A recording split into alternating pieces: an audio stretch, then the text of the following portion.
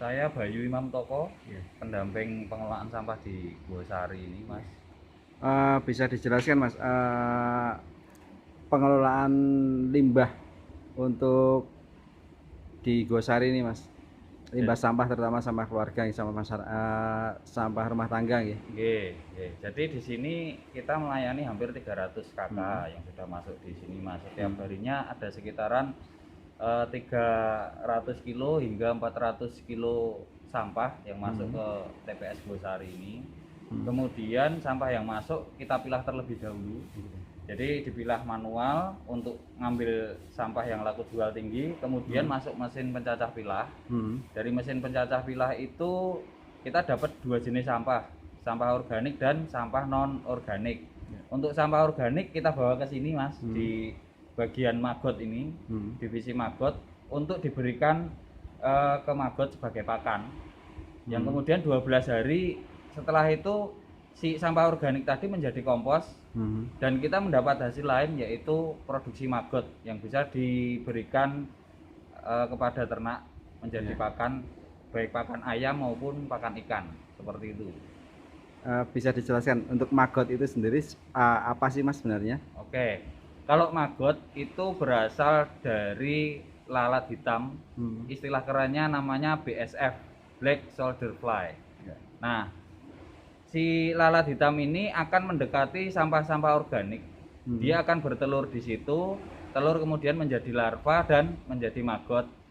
Nah, maggot ini usianya selama dia usia produktif untuk makan itu selama 18 hari. Kemudian setelah itu dia nggak makan lagi, masuk fase prepupa, dan di 25 sampai 30 hari dia menjadi lalat kembali.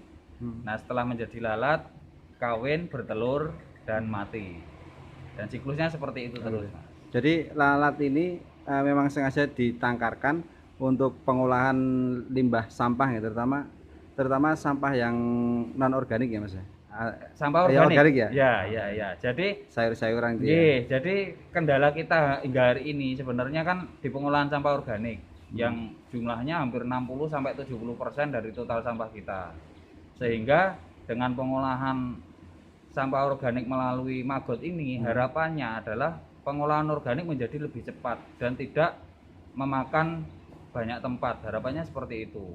Kalau untuk manfaatnya sendiri Mas, selain maggot ini untuk apa, mengurai sampah ya, itu untuk apa aja Mas?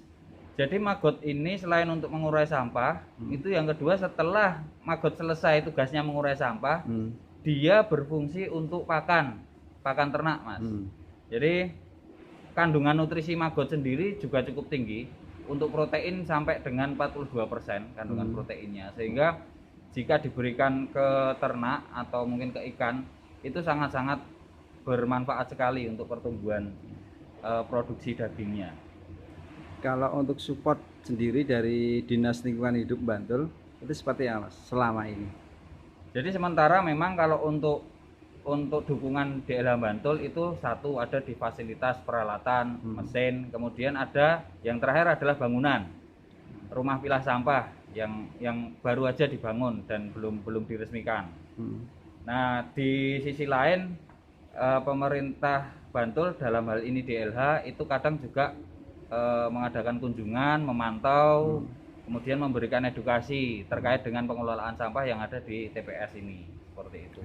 Satu lagi yang menarik Mas, ini kan kalau biasanya di tempat-tempat sampah gitu ya, itu aromanya sangat menyengat ya. Tapi kalau untuk di Gosari ini pengolahan sampahnya kok aromanya itu berbeda ya, nggak ada aroma sampah sama sekali Mas. Oh iya, jadi kuncinya sebenarnya sangat mudah Mas. Kenapa sampah itu bau dan sampah itu banyak orang yang nggak mau mengolah ya. Ini sebenarnya hal yang sangat mudah, yaitu adalah kuncinya pemilahan. Jadi sampah yang masuk ke TPS Gosari ini, begitu masuk TPS kita langsung pilah Mas, kita langsung pisahkan. Jadi yang non organik sudah di divisi non organik, sedangkan yang organik tadi langsung masuk ke ini gudang maggot dan langsung diolah, sehingga yang bau, yang sumber-sumber bau ini kita selesaikan langsung, sehingga TPS kami bebas dari Ya minim lah, bau sampahnya itu sangat minim sekali dan bahkan bisa dikatakan nggak berbau seperti itu. Siap. Matur nuwun Mas. Oke,